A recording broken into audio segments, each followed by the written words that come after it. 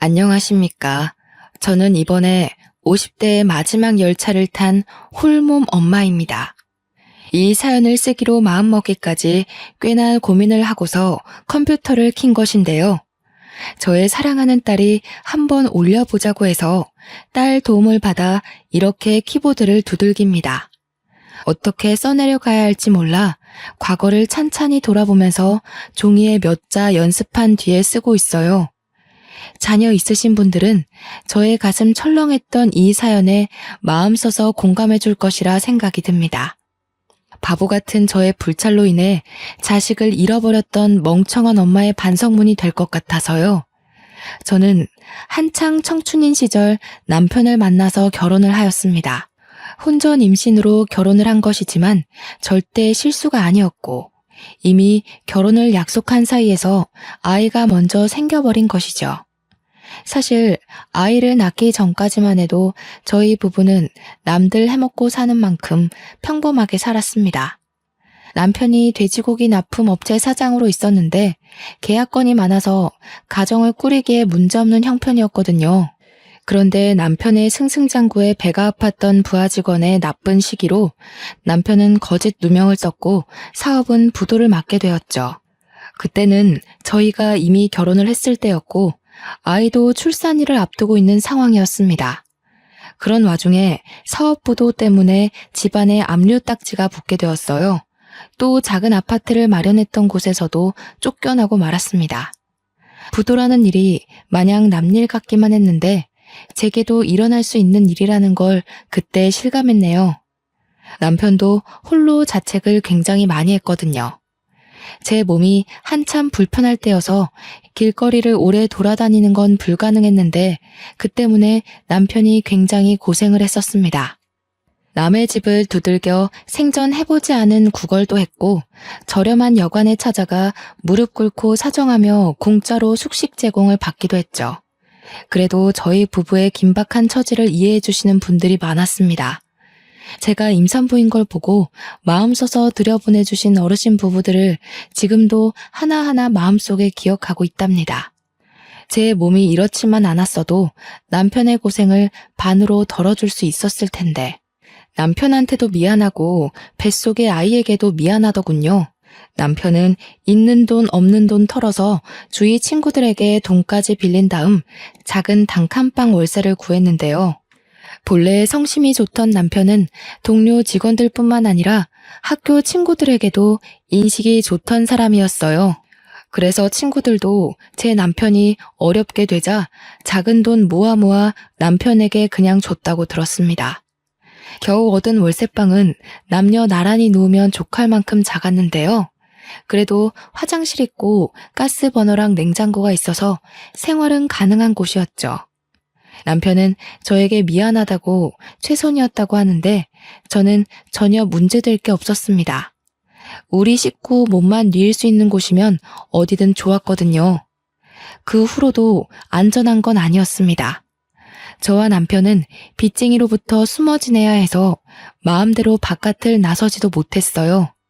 남편이 몰래 변장해서 바깥에 노동일을 해서 벌어온 일급으로 근근히 살았죠.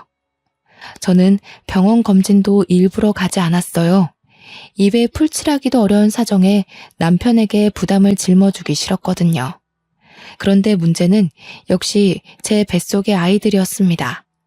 남편이 힘들까봐 애써 모든 근심과 스트레스를 참고 지냈어서 그런지 출산 예정일이 아닌데 진통이 빨리 찾아왔더라고요. 물론 한두 번이 아니었기에 참으면 또 괜찮아지겠지 싶어 이악 물고 버텼으나 그날은 여느 때와 좀 다른 산통이었습니다. 결국 남편이 퇴근할 때쯤 혼절을 해버려 119에 실려갔죠. 아마 남편이 퇴근하고 도착할 때까지 방치되어 있었을 겁니다. 그런 상황에서 당연히 아이가 무사하지 못했을 거라고 생각했어요. 그런데 아이가 너무 예쁘게 태어나줬더라고요. 조금 당황했던 건 아이가 하나가 아니라 둘이었다는 거죠. 너무 예쁜 쌍둥이였습니다. 검진을 받지 못해서 뱃속에 두 아이의 생명이 있는지 모르고 있었거든요. 우리 아이를 기다렸던 남편에게 얼른 이 소식을 알려주고 싶었어요. 그런데 남편을 찾기도 전 간호사 한 분이 저에게 전해준 쪽지가 있었는데요. 남편이 쓴 메모였습니다. 삐뚤한 글씨로 금방 돌아오겠다는 내용이었죠. 알고 보니 제가 출산을 하고 쌍둥이를 품에 안은 사이 남편은 빚쟁이한테 들켜 도망을 간 것 같았습니다.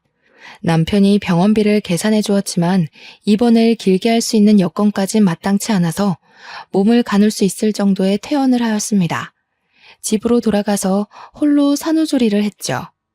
하루 이틀이 지나도 돌아오지 않는 남편에 한 번은 찾아 나서 볼까 싶었지만 혼자서 몸조리를 하는 터라 그만큼 회복이 너무 느려서 마음처럼 못 움직이겠더군요. 그래도 쌍둥이들만 보면 세상 근심 다 씻기는 기분이라서 버틸 수 있었어요. 그렇게 1년의 시간을 보내고 말았네요. 다시 돌아올 남편을 매일 손꼽아 기다렸으나 끝내 남편은 나타나지 않았습니다. 그 사이 저는 생계를 위해 일자리까지 구해서 일을 하고 있었는데요. 쌍둥이를 집에 홀로 둘 수 없어서 두 아이를 데리고 다니는 일을 찾아야 했어요. 정말 고맙게도 제 사정을 이해하고 받아준 업체가 바로 우유 배달이었어요. 처음에 우유 사장님은 저를 내쳤다기보다는 제 건강 걱정으로 말리려 했습니다. 하지만 제가 당시 할 수 있는 일은 그게 유일하다고 생각하였기에 시켜달라고 제발 사정을 했죠. 사장님이 언제든지 불편한 곳 있으면 말해달라고 배려를 많이 해주셨고 저보고 따로 수금은 걱정하지 말라고 하셨어요. 저는 그렇게 새벽 일찍 쌍둥이를 데리고 우유 배달을 다녔습니다. 100만 원 조금 넘은 돈을 월급으로 받으면서 월세랑 관리비 내고 아이들 먹이고 입힐 걸 구매했죠. 제 옷은 계절용으로 한 벌씩이면 충분했고 김치랑 쌀 10kg 하나를 사서 반개월 이상 그렇게만 끼니를 해결했습니다. 혹시라도 남편이 돌아올까봐 이사를 안 가고 있었는데 벌써 쌍둥이들이 초등학교 갈 날을 앞두게 되었지 뭡니까. 학교랑 당시 살고 있는 곳이 너무 멀어서 위험했어요. 하지만 저희가 이사를 가고 나서 남편이 돌아오면 어쩌나 그 생각에 차마 행동을 쉽게 옮기지 못했죠. 유치원 과정은 어찌어찌 해서 제가 나름 가르쳤으나 학교는 의무교육이니 보내야 하잖아요. 여러 번 고민 끝에 우선은 애들이 먼저라고 보고 저는 결국 집을 내놓았습니다. 혹시 몰라서 집 우편함에 쪽지랑 전화번호를 남기고 나왔어요. 아이들이 학교에 있는 시간 동안 저는 그 시간에 할 수 있는 일을 찾아 다른 일을 시작했는데요. 마침 학교 주변 작은 마트에서 계산원을 구하고 있었는데 거기 근무 시간이 괜찮더라고요. 아침 9시에서 3시까지 하는 거였어요. 아이들 학교 시간보다는 조금 늦은 퇴근이지만 저는 아이들에게 마치면 어디 가지 말고 꼭 남아있으라고 했어요. 선생님한테도 특별히 부탁을 했고요. 늘 제가 퇴근하고 가면 아이들은 학교 방과 후 교실에 잠시 맡겨져 있었습니다. 아이들은 언제나 얌전하고 착한 것이 엄마 말을 잘 들었고 저만 보면 쪼르르 달려와 안아주곤 했죠. 남편이 오기 전까지 혼자 아이들을 잘 키워낼 수 있을까 걱정 많이 했는데 아이들이 도와줘서 나름 제 방식대로 잘 살아가고 있는 중이었어요. 그런데 늘 착실하게 제 말을 잘 듣던 아이들이 그날은 어쩌다 친구들 무리에 휩쓸려 버렸는지 모르겠습니다. 그날 일이 벌써 몇 년 전인데도 아직까지 마음에 담아두고 있네요. 그때 생각만 하면 여전히 손이 떨립니다. 저는 여느 때처럼 마트 일을 마치고 아이들에게 줄 과자 2봉지를 사서 학교에 갔는데요. 선생님 하는 말이 애들이 하교를 했다는 겁니다. 엄마를 밖에서 만나면 된다고 했다네요. 학교 앞에 병아리 아저씨 오는 날이었는데 같이 놀던 친구들이 단체로 그거 구경하러 가는 바람에 함께 갔다는 거 아니겠어요? 그 소리를 듣고 저는 서둘러 학교 밖으로 뛰어나왔습니다. 들어올 때도 이미 알았지만 병아리 아저씨는 없었어요. 제가 못 찾는 건가 싶어서 이리저리 뛰다가 학교 후문까지 가게 되었는데 거기서 아이 한 명이 울고 있더라고요. 엄마인 저는 그 아이가 제 아들이라는 걸 단숨에 알아봤고 서둘러 아들 준수에게 달려갔습니다. 준수는 도로 쪽을 보면서 얼굴이 빨개지도록 울고 있었죠. 준수야, 왜 그래? 준이는 어디 갔어? 왜 혼자 있어? 준이는 둘이 같이 있었던 거 아니야? 준이는 어쩌고 혼자서 이러고 있어? 모르겠어. 준이랑 같이 병아리 아저씨 보고 있었는데 갑자기 없어졌어. 준이를 막 불러도 준이 목소리를 못 찾겠어. 학교에도 없어. 이때 저는 철렁 내려앉은 간 때문에 다리에 힘이 풀려버렸습니다. 심장이 너무 빨리 뛰고 손이 떨려서 당장 머릿속이 새하얘졌어요. 그렇게 준수를 붙잡고 한참을 불안에 떨고 있다가 혹시 어디선가 준이가 울고 있지 않을까? 이쯤 되면 친구들이랑도 다 헤어졌으니 엄마를 찾고 있지 않을까? 그런 간절한 마음을 안고 서둘러 일어나 준수 손을 잡고 다시 학교를 찾았어요. 급히 학교 안을 뒤지기 시작했습니다. 선생님들에게도 또 찾아가 제 사정을 말씀드렸더니 당시 교무실에 있던 선생님들이 전부 놀라서 제 딸 준이가 갈 만한 곳을 함께 뒤졌어요. 결국 한 선생님의 신고로 경찰까지 오게 되었고 함께 학교 CCTV까지 뒤지게 되었죠. CCTV에 준이가 찍혀 있는 걸 보고 저는 잠깐 안도를 했던 것 같습니다. 준이를 찾을 수 있다고 막연히 믿었던 겁니다. CCTV 화면을 가만히 지켜보는데 준이가 병아리를 사가는 친구들을 따라가다가 함께 버스를 올라타 버렸더라고요. 그걸 보자마자 저는 애가 타고 마음이 급해져서 몸을 제대로 가누지도 못했습니다. 아휴, 어떡해. 내 딸. 아이고, 선생님, 준이 어떡해요? 제 딸 어떡해요? 한 번도 버스를 타본 적이 없는 아이예요. 경찰 선생님, 제 딸 좀 찾아주세요. 어머님, 우선 진정하시고요. CCTV 찾아서 버스 노선 따라가다 보면 찾을 수 있을 겁니다. 요즘은 거리마다 카메라가 설치되어 있잖아요. 그렇죠, 경찰관님? 그럼요. 버스 탄 시간이 얼마 안 된 것 보면 금방 찾아낼 수 있습니다. 어머님께선 일단 저희랑 같이 서해 신고 접수하러 가시죠. 주변에서 저를 안심시켜 주었지만 저는 이미 온전한 정신이 아니었습니다. 불안한 마음이 가시지 않아서 그때부터 거의 오열했던 것 같아요. 경찰서에 가서 우리 딸을 실종 신고로 접수했고 경찰이 아이를 찾게 되면 연락 주겠다고 해서 일단 준수만 데리고 집에 왔습니다. 아이 하나 없을 뿐인데 집이 텅텅 비어 보이더군요. 준이 생각 때문에 도통 진정이 안 됐어요.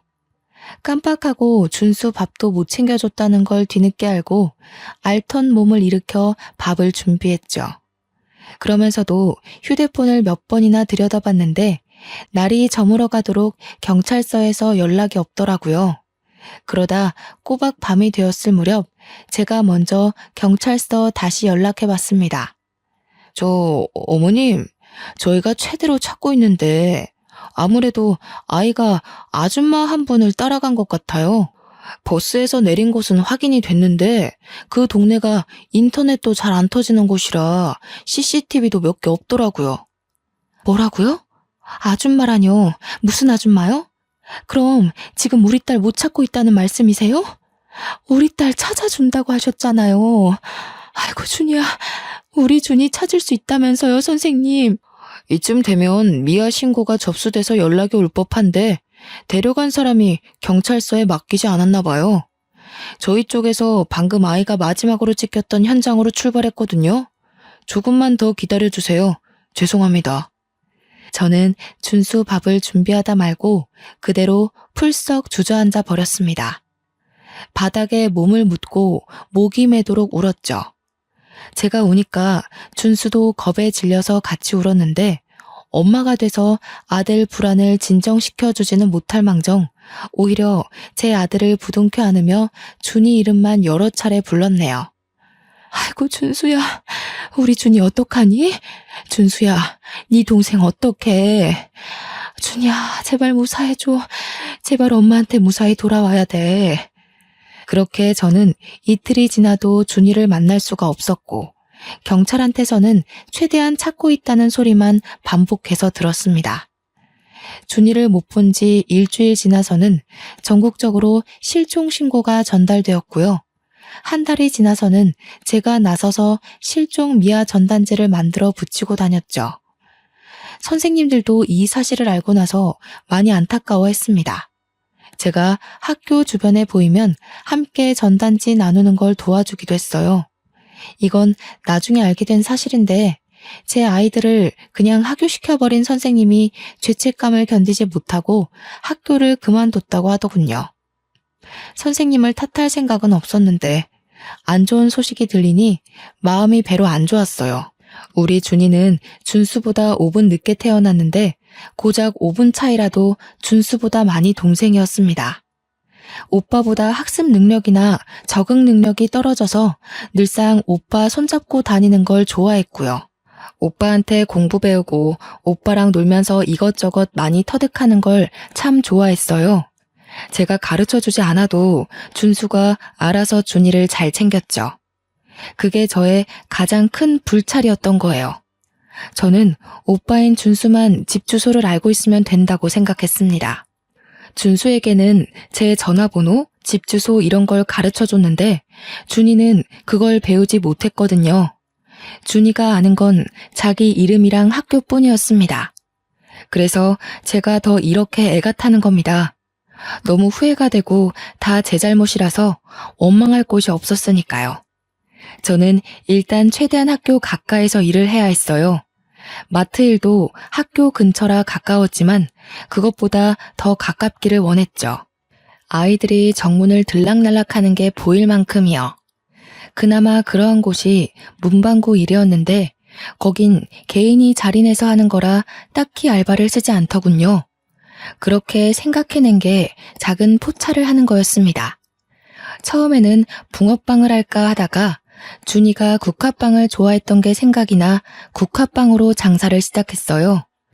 장사하다가 한 번씩 제 딸의 모습과 비슷한 아이를 발견하면 미친 듯이 달려가 확인하는 짓을 며칠간 반복했습니다.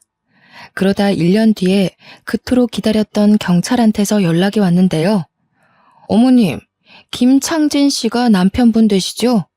신원 확인이 필요해서 경찰서에 방문해 주셔야 될 것 같습니다. 김창진 씨가 맞다면 애석하게도 사망한 채로 발견이 되셨거든요. 기다렸던 준이의 연락은 아니었지만 남편의 사망 소식은 저를 또 한 번 무너지게 하는 일이었어요. 남편은 끝내 식구 곁을 돌아오지 못했고 산중 어딘가에서 등산하던 사람의 신고로 유골로 발견이 되었다고 해요. 착하게 살아온 제 남편, 도망치고 도망치다가 그런 험한 꼴로 외롭게 죽었다고 생각하니 너무 가슴이 미어졌습니다. 토끼 같은 새끼들 얼굴 한번 보려고 제 출산일을 그토록 기다렸던 사람인데 끝내 아이들을 보지도 못하고 눈을 감았다니 이렇게 불쌍한 처지가 또 어디 있단 말입니까? 저는 어린 아들과 둘이 조촐하게 남편의 장례를 치르고 남편을 납골당에 안치했습니다. 문득 그런 생각이 들더군요. 돌아오지 못하고 사망으로 소식을 알린 남편처럼 제 딸도 그렇게 돌아올까봐 너무 무서웠어요. 그동안은 아니라고 내 딸 분명 살아있을 거라고 굳게 믿고 지냈는데 남편의 부고 때문에 너무 크게 흔들린 거죠. 매일 밤 자기 전에 하늘에 있는 남편에게 빌었어요. 우리 어린 딸 준이 당신이 좀 지켜달라고. 당신이 있는 곳에서 우리 준이가 보인다면 제발 좀 지켜달라고 수없이 기도했죠. 야속하게도 사건은 해결되지 못한 채 세월만 계속 흘렀고 실망과 좌절만 갈수록 커졌습니다. 그 사이 준수가 벌써 초등학교를 졸업하는 지경까지 왔는데요. 준수의 교복을 맞추고 집으로 돌아온 그날 밤, 저는 마지막까지 붙잡고 버텼던 동아줄을 놓고서 눈물을 터뜨리고 말았습니다. 아들 걱정해서 평소에는 몰래 울음을 삼켰는데 옷장에 걸려있는 아들 교복을 보니 더는 못 참겠더라고요. 우리 준이도 교복을 맞춰야 할 나이가 되었는데 미안하다 준수야. 엄마가 우리 아들 생각해서라도 힘을 내야 하는데 도무지 네 동생 걱정으로 하루하루가 죽을 만큼 힘들구나. 도대체 준이는 어디에 있는 걸까? 엄마, 나 이제 이만큼 컸으니까 꼭 경찰이 되려고 노력할 거야. 그래서 내가 준이 찾아줄게. 그러니까 울지 마. 엄마가 울면 준이도 많이 속상할 거야. 고작 14살인 아들인데 얼마나 속이 깊던지. 제가 참지 못하고 다시 눈물을 흘리는 걸 아들이 안아주면서 자기만 믿으라고 계속 저를 달래주었습니다. 아들 앞에서 참 면목이 없었으나 그게 그렇게 의지가 되더라고요. 그날 후로 저는 제가 준수에게 너무 소홀했구나 싶어 더더욱 악착같이 살기로 마음먹었습니다. 준이도 아직 생사에 대한 연락이 없는 것 보면 분명 살아있을 거라고 믿기로 했죠. 그렇게 준수가 대학을 가게 되고 준이에게 해줄 몫까지 보태어 준수를 뒷바라지를 해왔습니다. 준수는 저한테 경찰이 될 거라고 포부를 밝힌 순간부터 단 한 번도 장래의 희망을 바꾼 적이 없었는데요. 정말로 번듯한 경찰 공무원이 된 거 있죠? 저는 아들이 얼마나 열심히 공부하고 노력했는지 지켜봐서 알고 있어요. 첫 시험에서 바로 합격했는데 그동안의 노력이 빛을 발한 것 같아 그게 너무 자랑스럽다가도 어린 나이부터 저 때문에 원하는 꿈 한 번 꿔보지 못하고 경찰만 바라보고 달려온 건 아닌가 하는 생각에 오랜만에 눈물을 보여버렸네요. 고맙다, 준수야. 엄마가 신경을 많이 못 써줬는데 이렇게 잘 커줘서 너무 고마워. 그리고 미안해. 엄마가 너한테까지 마음의 짐을 짊어준 것 같아. 그게 너무 미안해서 어쩌니? 그런 말 하지 마. 준이는 나한테도 동생이잖아. 내가 준이 손만 잘 잡고 있었어도 이렇게 되진 않았을 텐데. 내 잘못이 커. 무슨 일이 있어도 내 동생 내가 꼭 찾을 거야. 아휴, 이 착한 것. 좋은 집에서 좋은 부모 만나 자랐으면 이 고생 안 해도 되었을 텐데. 엄마라는 사람이 너무 못난 모습만 보여줬네. 그래도 정말 멋있게 커줬다, 우리 아들. 참 장해. 그만 자취해도 된다는 제 말에도 준수는 끝까지 저와 같이 사는 걸 고집했습니다. 출근 거리가 멀어서 피곤할 텐데도 괜찮다고만 하네요. 그래도 아들이 멋진 경찰이 되는 덕분에 저는 본래 살던 집 주변으로 조금 더 큰 전셋방을 얻을 수 있었어요. 이 동네를 완전 떠날 수 없었던 건 순전히 우리 딸 때문이었죠. 혹시라도 우리 딸이 이 동네를 기억해서 찾아올 수도 있잖아요. 그렇게 준수가 경찰이 되고 1년 차가 지났을 무렵 준수가 저한테 몸 생각하라고 부탁을 하는 바람에 장사를 접고 한동안 집에서 쉬게 되었어요. 무료하게 집에만 박혀있으면 또 늘어질 수 있으니 제게 요리학원을 또 등록해 주더라고요. 언제 한번 아들한테 결혼하기 전에 요리하는 걸 좋아했었다고 우스갯소리로 한번 말한 적이 있는데 아들이 그걸 기억하고 서프라이즈로 수강을 신청해 준 거 아니겠습니까? 솔직히 학원에서 요리 수업 받을 때만큼은 정말 하나도 잡생각이 안 나는 거 있죠? 다른 사람 인생살이도 들을 수 있었고 제 사정에 위안도 많이 받았어요. 서로 좋은 말도 많이 주고받는데 사람들과 어울려 지내서 그런지 우울감도 걷어지는 느낌이었죠.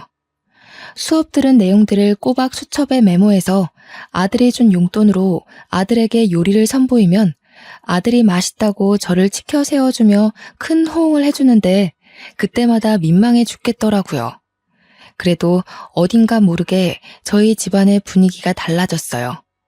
저와 아들 사이에선 늘 슬픔만 가득했거든요. 그런데 나날이 먹구름이 걷어지고 있는 게 느껴져서 솔직히 조금은 숨통이 트이는 거 아니겠습니까? 이게 다 살면서 이 못난 엄마를 보필하느라 애썼던 자랑스러운 우리 아들 덕분이겠죠. 다 죽은 사람처럼 딸 전단지를 돌리는 것도 아들의 힘을 빌려 SNS에 실종가족 소식을 등록하고 난 뒤부터 활동하지 않았습니다. 아들이 경찰로서 선배들에게 부탁해서 힘쓰고 있으니 저보고는 다시 만나게 될 준이를 위해 몸조리하라고 하더군요.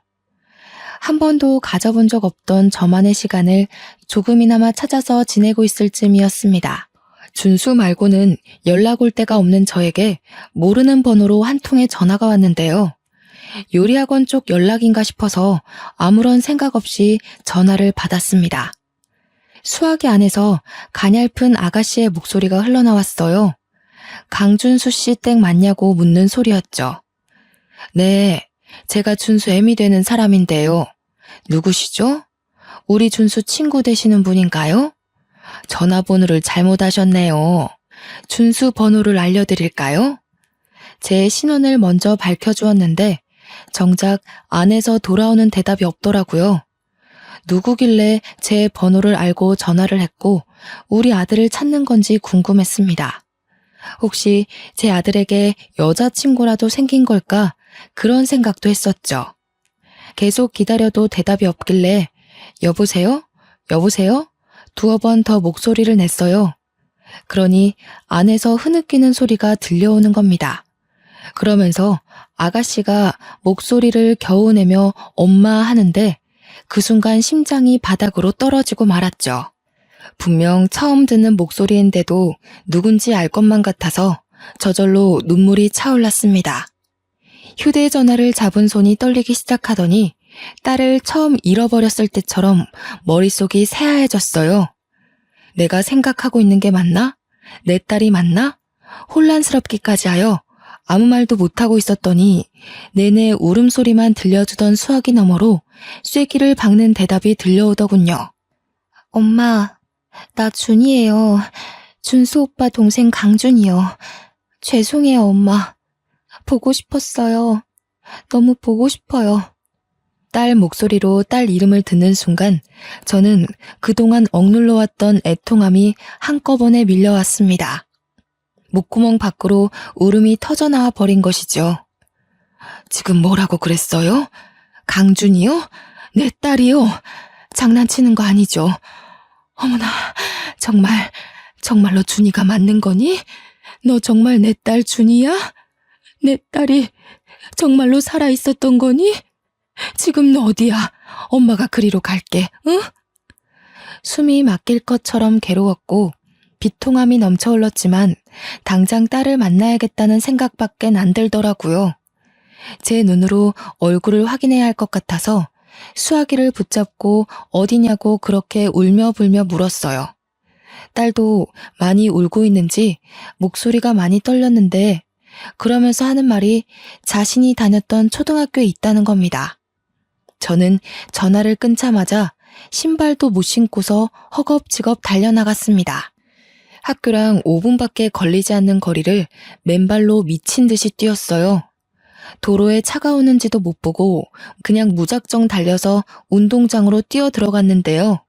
그때 막 학교 건물 쪽에서 나오는 아가씨 한 명을 보았습니다. 겉모습이 못 알아볼 정도로 너무 달라져 그냥 지나쳤다면 모르고 넘어갈 수 있어요.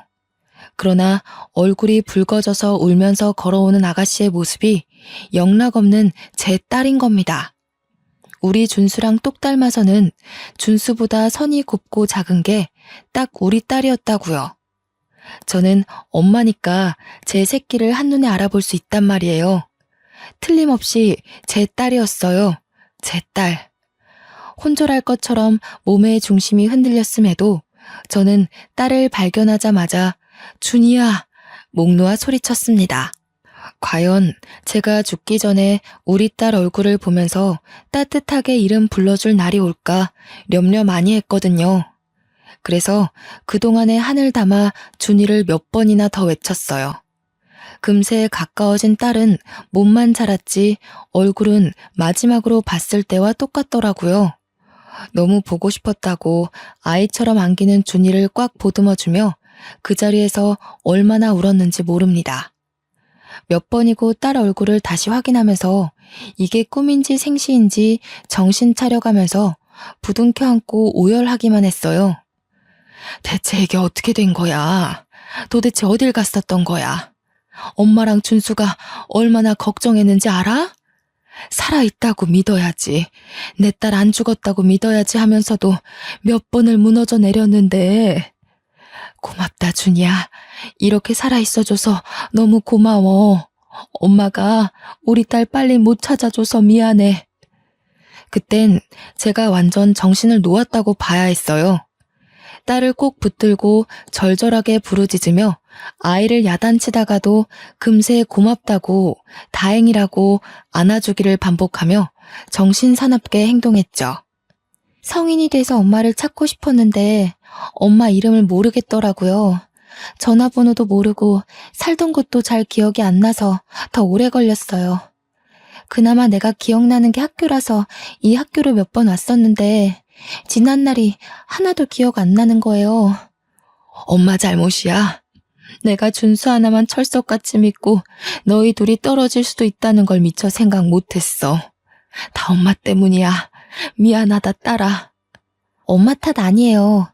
제가 오빠 허락 없이 친구들 따라가는 바람에 그렇게 된 거지. 학교에 찾아와도 졸업 앨범은 졸업생이나 학부모 아니면 함부로 못 보여준다 하더라고요. 엄마랑 오빠를 찾으려면 이 학교에 아주 들어오는 방법밖에 없었어요. 그래서 저 지금 여기 학교 교생으로 다니고 있어요. 자기 오빠 이름과 초등학교만 알고 있었던 딸은 이 학교를 졸업한 준수 앨범을 찾아서 제 전화번호를 발견했다고 했습니다. 딸도 딸 나름대로 고생해서 지 친엄마를 찾고자 애를 썼다고 하니 그건 그거대로 또 가슴이 미어지더라고요. 엄마가 지금 꿈을 꾸고 있는 건 아닌가 싶다. 어떻게 내 딸이 꿈에서만 보던 내 딸이 이렇게 살아 돌아왔을까? 세상에 무슨 이런 일이 다 있어. 제가 좀처럼 눈물을 멈추지 못하고 몇 번이나 몸을 휘청이자 딸이 저를 데리고 가까운 벤치로 향했습니다. 그 자리에서 저와 딸은 한참이나 더 깊은 이야기를 나누었죠. 미처 신발을 못 신고 나온 저를 위해 딸이 자기 신발을 벗어주기까지 했네요.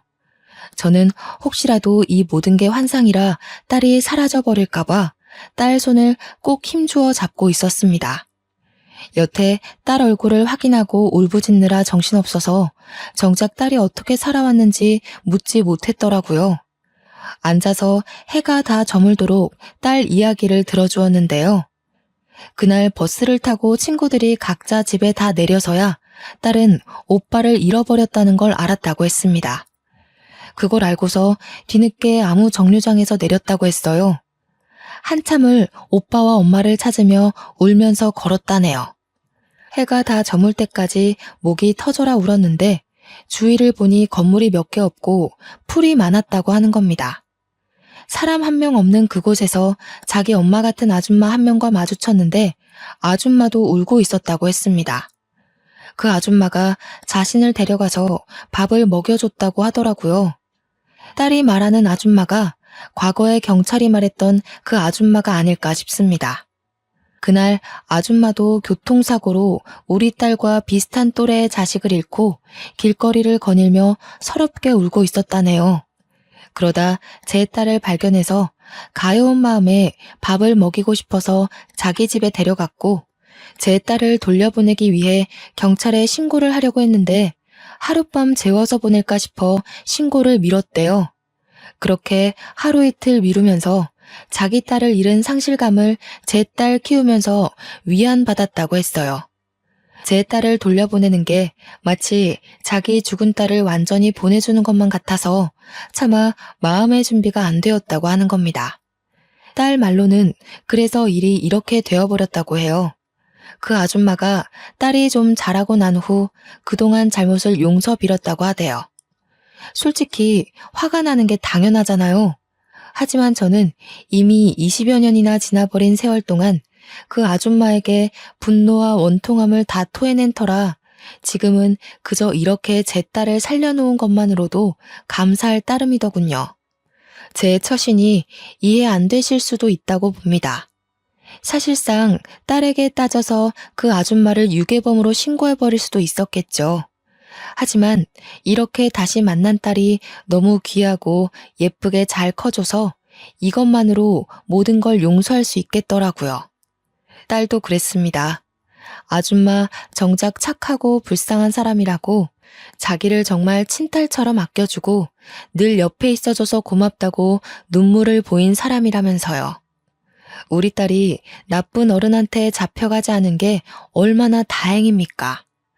요즘처럼 위험한 세상에서 실종되고도 살아있다는 게 정말 기적이 아닙니까?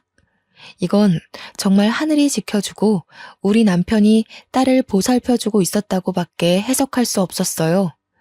저와 딸은 해가 저문지도 모르고 한참 동안 얼굴 보며 얘기를 했는데요. 곧 아들이 퇴근할 시간이 되었더라고요. 준수가 너 많이 기다렸어. 엄마가 우리 준이 보고 싶어서 힘들어할 때마다 네 오빠가 이 엄마를 얼마나 듬직하게 지켜줬는지 아니? 네 오빠도 정말 고생 많이 했어. 엄마 위하느라 울음을 많이 참았거든. 참, 네 오빠 경찰 됐는데 너 찾으려고 경찰 된 거야. 오빠 보고 싶어요. 엄마랑 오빠 얼굴 잘 기억이 안 나서 속상했는데 얼른 만나고 싶네요. 또 오빠한테 잘못했다고 용서도 빌어야죠. 엄마랑 오빠 만나면 꼭 용서를 구하겠다고 그렇게 기다리면서 살았거든요. 저는 믿기지 않은 딸의 생사를 다시 한번 실감하며 하늘에 있는 남편에게 감사 인사를 올렸습니다. 딸은 이미 교생 수업을 마친 시간이라 퇴근을 한 상태였고요. 딸 손을 꼭 잡고서 집으로 데려왔어요. 준수가 오기 전에 함께 먹을 저녁상을 진수성찬으로 차렸어요. 딸이랑 함께 식사를 준비하는데 제가 자꾸만 꿈 아니냐고 묻는 말에 그때마다 딸이 뽀뽀해주면서 꿈 아니라고 얘기해줬어요. 뒤돌아서면 사라져버릴까봐 계속 신경이 쓰이더라고요. 화장실 가서도 몇 번이나 딸 목소리를 갈구했는지 몰라요. 오늘 아줌마한테 엄마 집에서 잔다고 허락받았어요. 저야말로 엄마 안 사라지게 꼭 붙어 잘 테니까 걱정 마요. 세 식구 먹기엔 과분한 밥상을 차려놓고 나니 아들이 잠시 뒤 퇴근하고 들어오더라고요. 준수는 처음에 밥상을 보고 놀랐다가 웬 아가씨가 있으니 더 당황해서 신발장에 멀뚱히 서 있었어요. 그러자 딸이 준수를 보고 울음 터뜨리면서 오빠라고 부르는 소리에 준수도 준이를 단번에 알아보더군요. 준이야, 너 정말 준이니? 도대체 이게 어떻게 된 일이야? 어떻게 집에 온 거야? 그동안 어디 있었는데? 이렇게 살아있었으면서 왜 연락을 못했어? 아니다. 살아있어서 다행이야. 다 필요 없고 살아있어 준 것만으로도 됐어. 다 크고 나서는 준이 일로 눈물을 참기만 하던 준수가 자기 동생을 안아주며 우는데 참 서럽게 울더라고요. 저는 내 새끼 둘을 같이 안아주며 다독거렸습니다. 이렇게 제 두 팔로 내 새끼들을 둘 다 안을 수 있는 날이 돌아왔다는 게 너무 기뻤어요. 아줌마가 엄마한테 사과하고 싶대요. 내일 아줌마 집에 같이 가줄 수 있어요? 아줌마는 엄마가 무슨 원망을 하든 다 감당하겠다고 했어요. 대신 용서만 구할 수 있게 해달라고 전화 왔어요. 다들 진정이 되고 그동안 어떻게 지냈는지 준이 얘기를 다시 들었는데요. 준이를 데리고 있던 아줌마가 저뿐만 아니라 우리 아들까지 보고 싶다고 했다네요. 처음엔 망설였어요.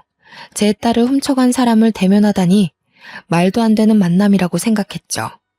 그러나 한편으로는 우리 딸이 어디서 어떻게 자랐는지, 누구 손에 길러졌는지, 이렇게 잘 키워준 그 아줌마라는 얼굴이 궁금하기도 했어요. 그래서 하룻밤 자고 다음날 아들도 같이 딸을 따라 딸이 살아온 집으로 갔죠. 아줌마 집은 완전 산중 길에 있었고 휴대폰도 잘 안 터진 곳이더라고요. 문득 경찰이 CCTV도 몇 대 없고 인터넷도 잘 안 된다고 했던 말이 떠오르더군요. 아직도 그때만 생각하면 소름이 돋는데 그곳을 이렇게 찾아와 보다니. 딸을 따라 산중으로 올라갔는데 그곳에는 동화 속 산장처럼 예쁜 별장이 꽤나 넓게 자리하고 있었습니다. 내부는 더 넓었어요. 집주인인 아줌마는 그 커다란 집에서 혼자 지내고 있더라고요.